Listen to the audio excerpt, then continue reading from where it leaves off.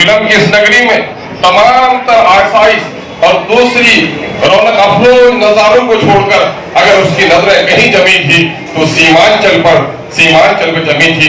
मैं ऐसे तमाम तरफ़ा का शुक्रिया अदा करता हूँ।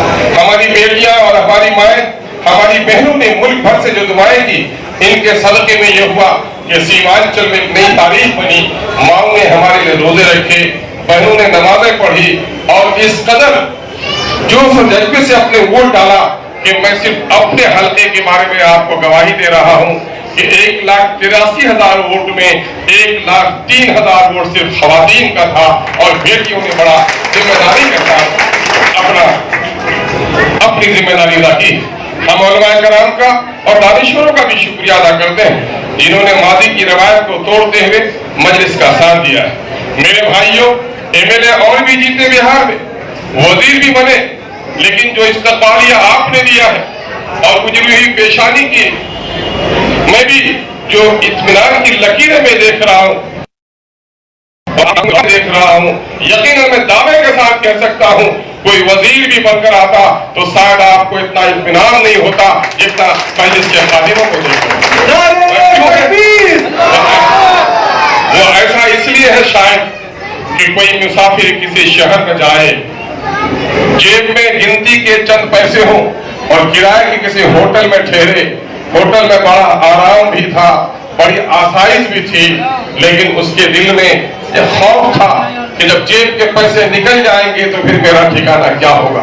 यकीन जानिए, अगर वो किसी का मेहमान भी हो जाए, 5 स्टार होटल में भी रहने का मौका मिल जाए, लेकिन उस शहर में अगर एक झोपड़ी उसको अपनी नसीब हो जाए तो झोपड़ी में जितनी सुकून की नींद आएगी 5 स्टार होटल में उसे नींद नहीं आ सकती।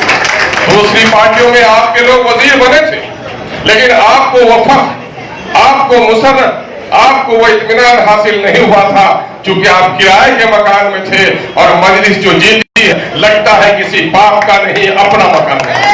दरअसल हुआ क्या, इस मुल्क में, इस मुल्क की तारीख, मुझे चूंकि भाई फैयाज साहब ने इजाजत दी है कि जरा तफसील से बात कर लो, अगर आप इजाजत दे दें तो इस मुल्क की थोड़ी मादी की तारीख में आपके सामने में दोहरा। मेरे अजीजों और मेरे नौजवानों, मेरे बुजुर्गों, अल्लामा इकबाल ने बड़ी उम्दा बात कही है कि बाप का खबर नगर बेटे को अजबर हो तो फिर कसर साहबे मीरा से पैदल क्यों करो।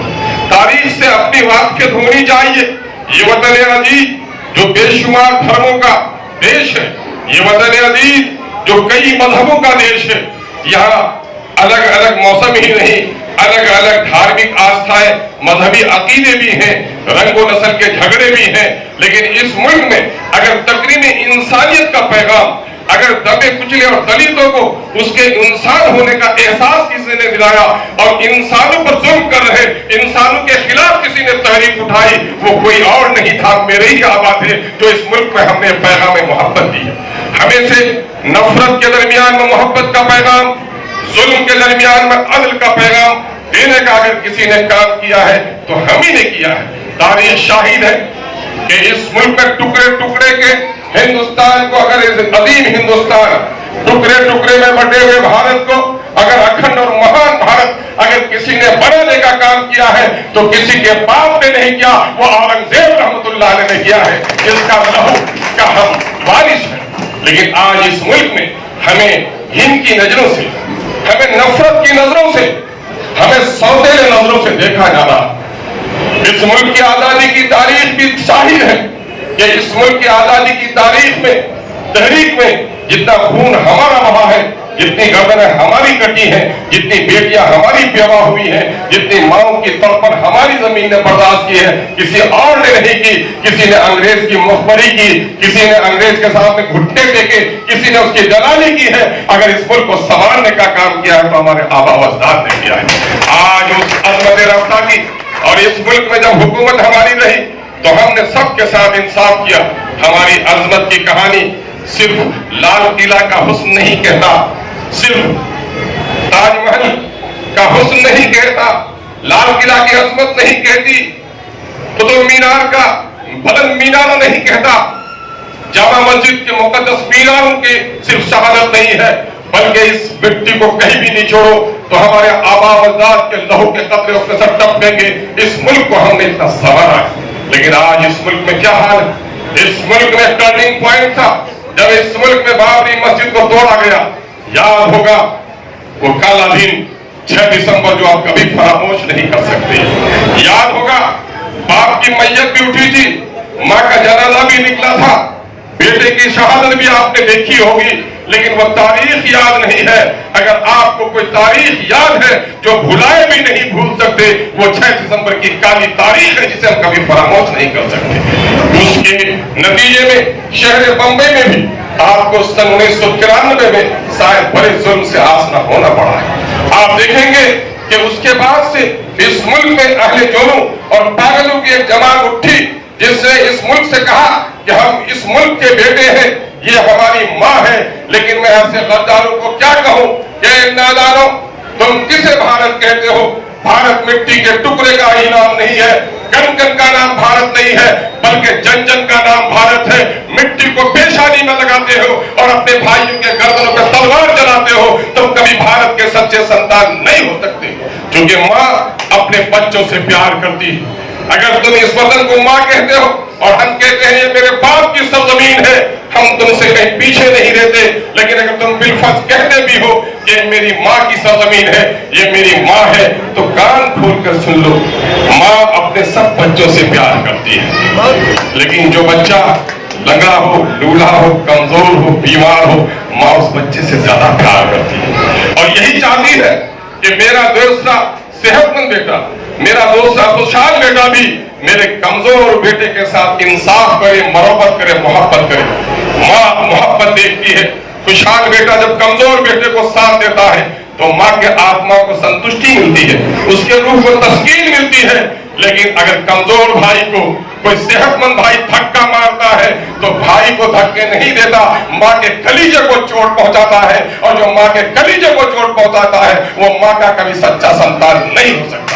इसलिए आज भी हमें बदनाम करते हो।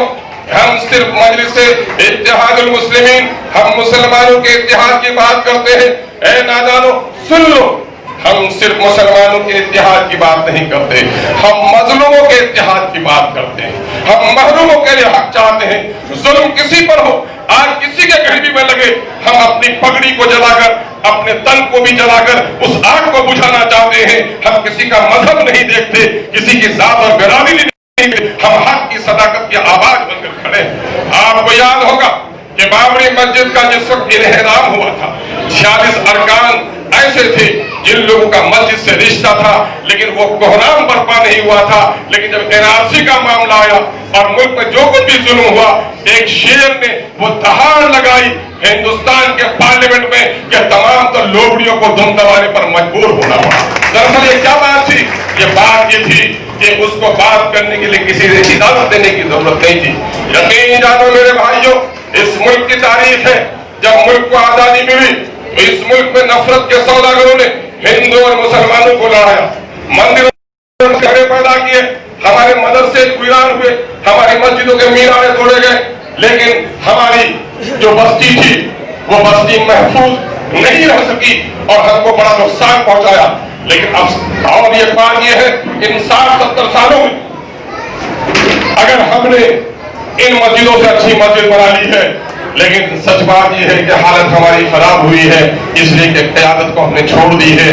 वक्त इस बात की इजाजत नहीं देता कि मैं असल मौजू पर कुछ और बात कर सकूं, लेकिन मैं आपको जाते जाते ये कह देता हूं कि पानी पानी कर गई मुझको कलंदर की आवाज, जब झुका तू गैर के आगे न तन तेरा तन।